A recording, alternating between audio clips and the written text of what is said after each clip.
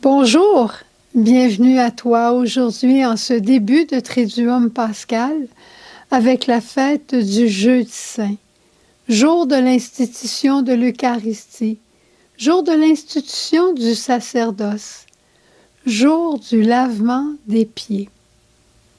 Écoutons d'abord le sens de ce geste du lavement des pieds et aussi de l'institution de l'Eucharistie.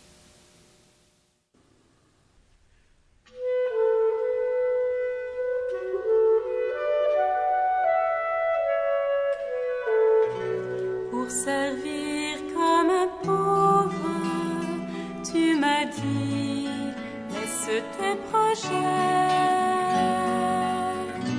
Crois au mien qui te sauve, si tu sais t'y abandonner. Toi, mon serviteur et mon ami, tu as cessé de chercher ta place.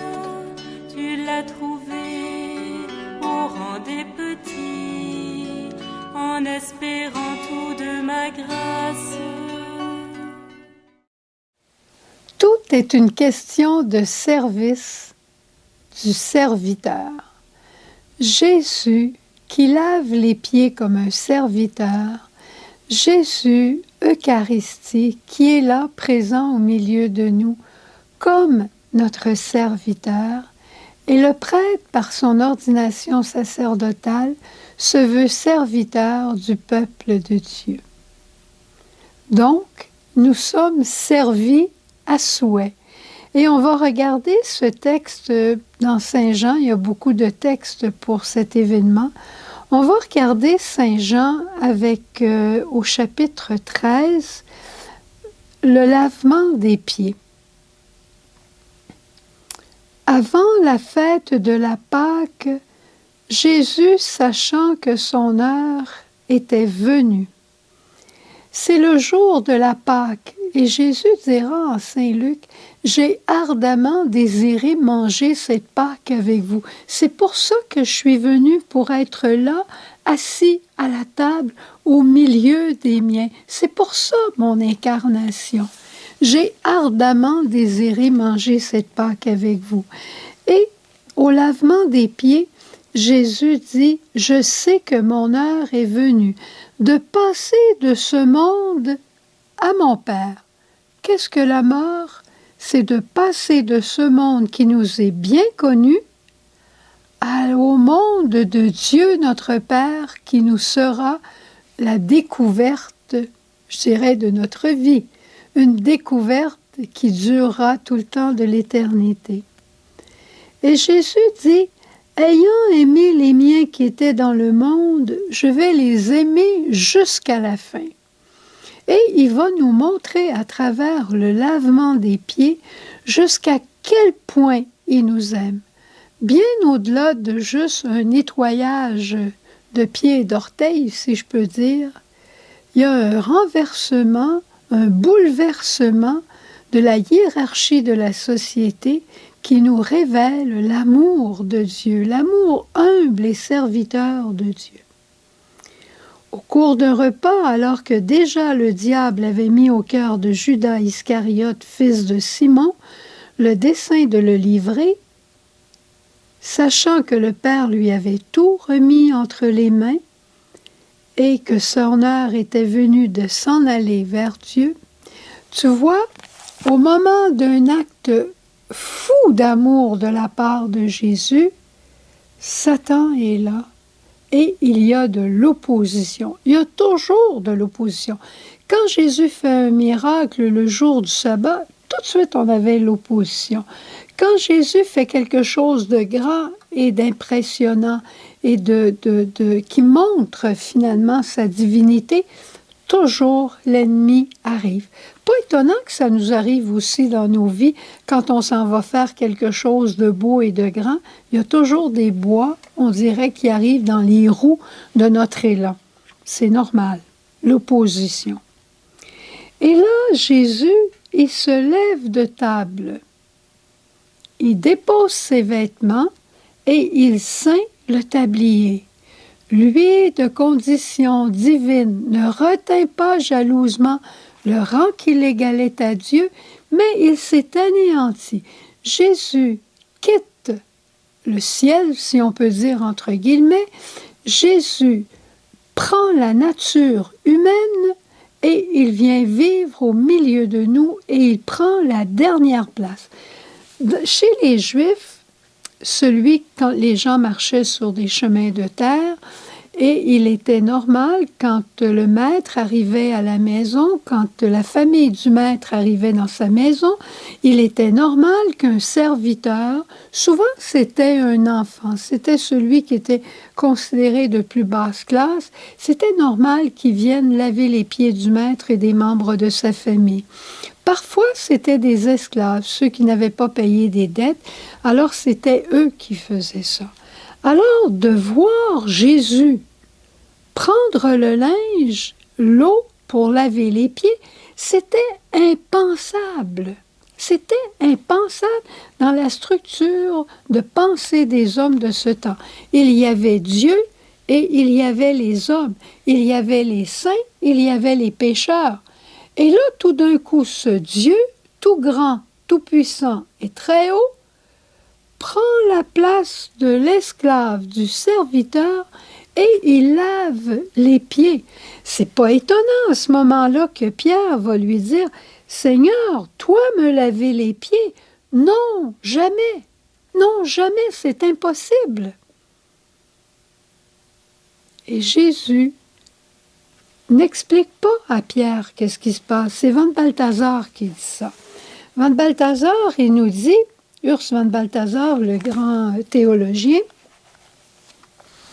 il dit, c'est un geste inapproprié. C'est le monde à l'envers. Et Jésus le fait. Et il dit à Pierre, je ne vais pas t'expliquer ce que je fais, mais je peux te dire que si je ne te lave pas les pieds, tu n'auras pas peur avec moi.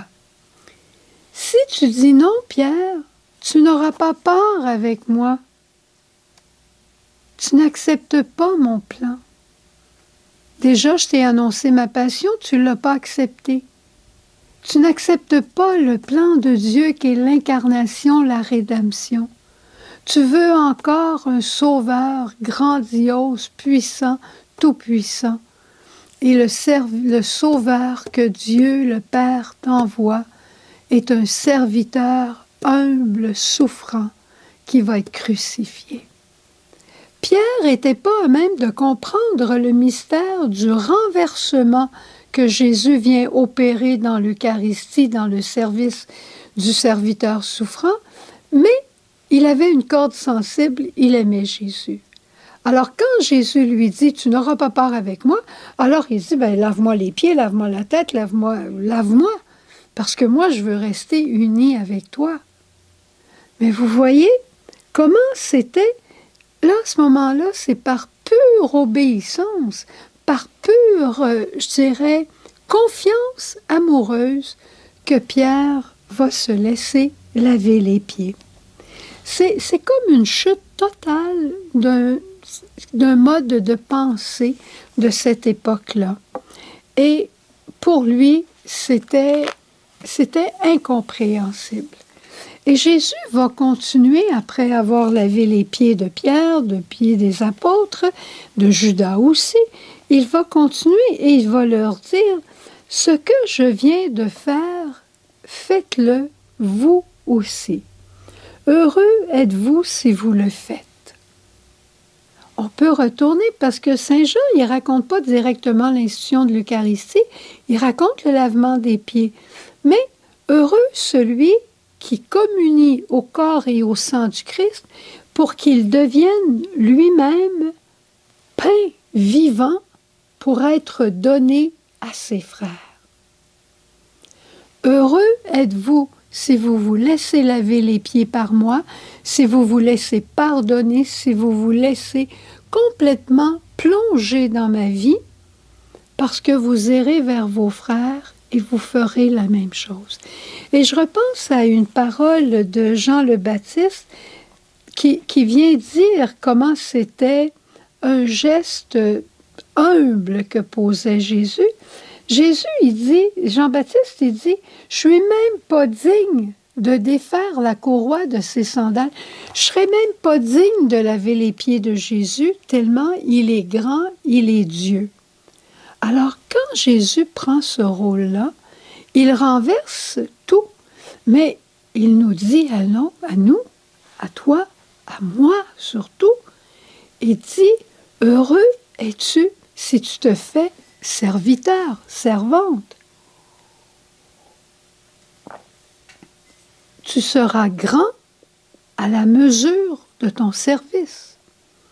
Tu seras saint si tu me laisses, moi, le saint serviteur souffrant, vivre en toi pour être au service de tes frères et les aimer comme moi je les ai aimés. » Est-ce que ce n'est pas extraordinaire?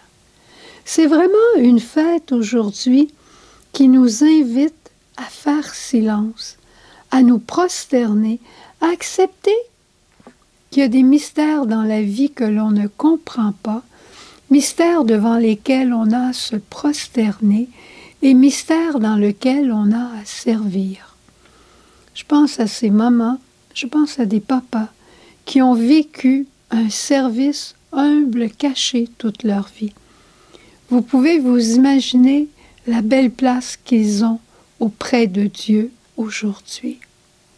Soyons de nouveaux serviteurs. Soyons à nouveau les serviteurs, les amis que Jésus recherche, pour lui laisser continuer de vivre en nous et lui offrir de servir avec sa mentalité. Allons nous prosterner devant l'Eucharistie. Jésus, Père